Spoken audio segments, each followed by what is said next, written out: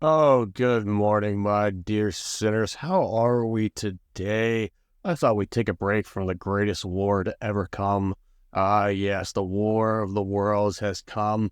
Even though this war has recently passed, I thought we'd take a break from it. Yeah, this wasn't a war. This was a frickin' slaughter.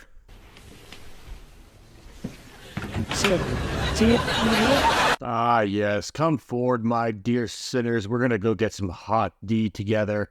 And as always, let's have some Bible. My dear sinners, please like and subscribe. It really helps the channel. But I can't even recall when we started off at the beginning of this episode with these two houses fighting, even who this kid is here. He just looks like a giant asshole, antagonizing a fight where we know it's going to go. Not hardly at all any time jumps that we are seeing within this episode. But I have to give credit to the visuals on this one. It was absolutely stunning. Death, destruction, even at the love of these two brothers. Matt Damon Targaryen is going to Castle Harrenhal to find out the world that he's trying to expand upon. Of course, him arriving on Caraxes is just a phenomenal scene. The visuals in this episode are going to be my favorite so far. One of the things that did catch Mr. Sinister's eye when sending one of the young daughters out on a quest, bringing back a journey of 4 eggs for her to carry with her. This is one thing Mr. Sinister has noticed. Those dragons know how to get busy, and they get busy apparently multiple times. Popping out 4 of those eggs? Jesus Christ. That's one thing, you know what? I'm just going to pass watching on Animal Planet. You know what? I bet if they probably could. Caraxes is probably doing that Hawk 2 and Hulu with some other female dragons, if you know what I mean. Alright, back to work. Oh, now where would we be without the new hand of the king, Sir Criston Cole? That's right, my dear sinners, as he is now established as the hand of the king, he is also the finger of the queen. This directly coincides with Matt Damon Targaryen going back to take over this new little realm here. Arriving on Caraxes was just one of the most entertaining scenes that we have ever seen. Showing up the visual landscapes was truly incredible. I know we didn't talk about time jumps, but even there was lack of some. Millie Walcott does make a brief cameo in this one when Matt Damon Targaryen is still at Castle Harrenhal.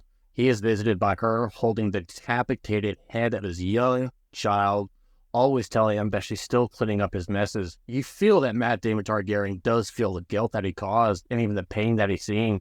A son for a son, it still haunts him. Just because Baela's twin sister does not have a dragon yet of her own that she can ride, she does have to escort those eggs as Order of Queen Rhaenyra to the other side of Westeros. Again, the visual landscapes of her and Moon Dancer are just incredible.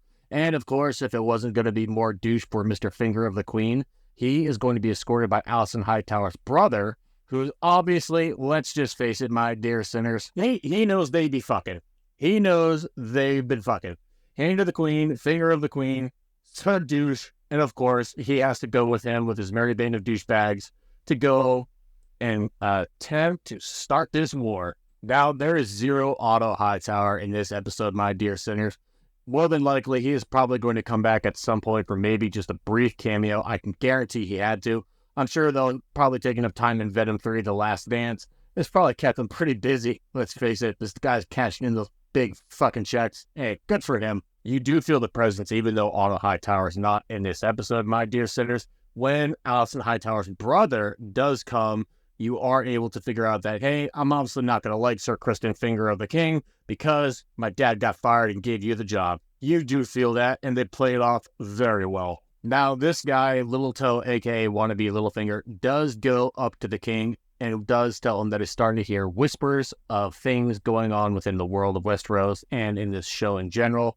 And clearly, the king wants these issues dealt with. So he tasked him with eliminating these threats and rumors, which means people are going to start dying again. And it wouldn't be some hot D shenanigans if there wasn't someone giving someone else some hot D, specifically Aemon, who is in with his first little lover at the brothel. But unfortunately, now douchebag King Aegon decides to interrupt him, who at that point literally looked like he was going to punch his heart through the back of his body and interrupted him. But now you have Queen Rhaenyra, who is able to finally find Alicent Hightower praying and decides that she decided to just dress up as one of the shame ladies from Game of Thrones. Yeah, you know who I'm talking about.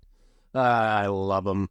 But decides that she knows about the Song of Ice and Fire, and apparently the miscommunication during King Viserys' death is already set in motion. And even though they both acknowledge it, they're trying to save war, but the damage is already done. She doesn't know about the death of her baby daddy, Lord Strong, and how the role Alicent Hightower put into it, but everything else is going to come to a head. They're killing each other's kids. Fit's going to hit the shan.